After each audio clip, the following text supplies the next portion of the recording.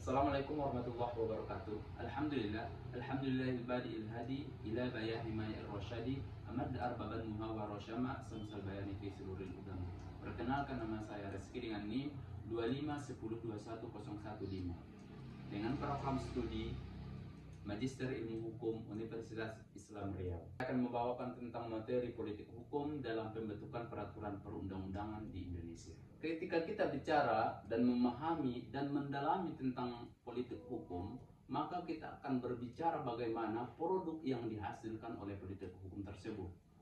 Di dalam istilah politik hukum ini diistilahkan dengan legal policy. Di dalam peruraian dalam pengistilahan itu, maka akan kita jumpai yang diistilahkan dengan legal policy ini adalah kebijakan resmi negara tentang hukum yang akan diberlakukan dan tidak diberlakukan untuk mencapai tujuan bersama.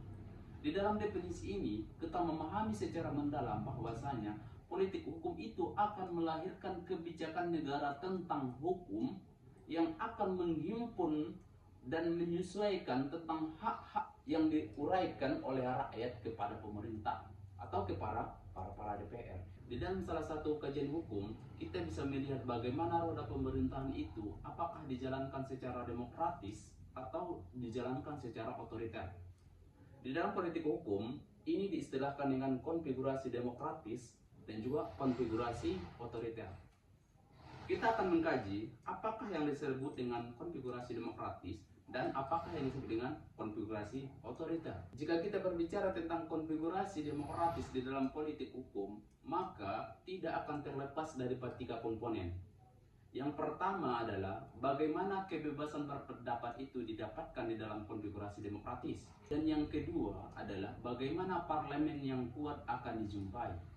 Sementara yang ketiga adalah bagaimana peradilan yang mandiri.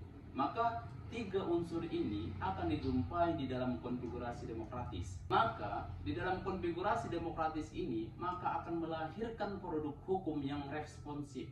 Apa artinya yang responsif ini adalah bagaimana produk hukum itu adalah hasil daripada keinginan rakyat dan tuntutan rakyat untuk memenuhi hak-hak daripada rakyat tersebut. Itulah yang disebut dengan konfigurasi demokratis.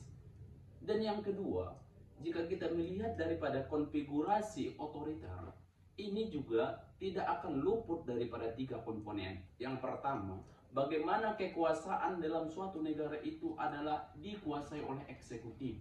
Yang kedua, yang jumpai dalam komponen konfigurasi otoriter adalah bagaimana oposisi itu dibatasi. Dan yang ketiga, kita akan menjumpai juga peradilan yang tidak independen. Ini adalah komponen yang kita akan jumpai dalam suatu negara jika negara tersebut melahirkan daripada konfigurasi otoriter. Di samping itu juga, produk hukum yang dilahirkan dalam suatu negara dan tatanan kelola pemerintahan yang disebut dengan konfigurasi otoriter ini adalah produk hukum yang represif. Apa artinya produk hukum yang represif ini adalah bagaimana hukum, bagaimana tata cara, bagaimana produk hukum itu bukan mengatur tentang bagaimana hak-hak rakyat, bukan bagaimana untuk menuntut dan menjalankan keinginan daripada rakyat. Akan tetapi produk hukum itu bagaimana untuk menstabilkan tata cara pengelola daripada rezim tersebut. Salah satu pakar hukum di Indonesia yaitu Mahfud MD menjelaskan dan menguraikan secara mendalam tentang politik hukum. Yang pertama, apa yang disebut dengan politik hukum? Politik hukum itu adalah kebijakan hukum atau legal policy yang akan atau sudah dilaksanakan oleh pemerintah. Maka di dalam pembuatan peraturan perundang-undangan atau kebijakan yang dihasilkan di dalam pembentukan perundang-undangan itu tidak akan terlepas daripada sifat netral. Karena memang di dalam melahirkan produk hukum itu banyak kepentingan-kepentingan yang dihasilkan, yang diuraikan di dalamnya. Di samping kita memahami tentang politik hukum secara mendalam, kita juga akan memahami tentang bagaimana politik hukum itu dalam pembentukan peraturan perundang-undangan. Maka, di dalam asas regulasi tidak akan terlepas daripada tiga komponen. Yang pertama adalah asas pembentukan, yang kedua adalah asas materi muatan, dan yang ketiga yang paling penting adalah dampak pelanggaran. Di dalam regulasi tersebut, maka tidak boleh asas yang tiga ini dihilangkan walaupun salah satu. Di Indonesia sendiri, ketika kita melihat tentang politik hukum, banyak orang bertanya, apakah memang politik itu dilahirkan oleh hukum?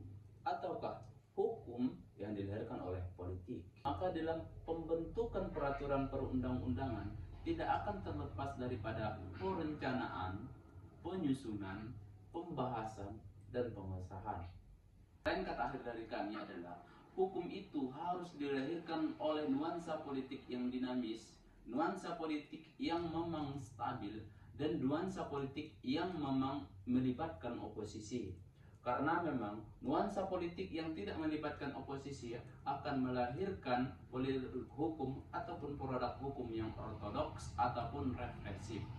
Ini akan mengakibatkan ketimpangan hukum akan lahir dalam suatu tatanan pengelolaan pemerintahan tersebut. Sekian dari kami, wabillahi taufiq wal hidayah. Assalamualaikum warahmatullahi wabarakatuh. Sekian dari kami, wabillahi taufiq wal hidayah. Assalamualaikum warahmatullahi wabarakatuh.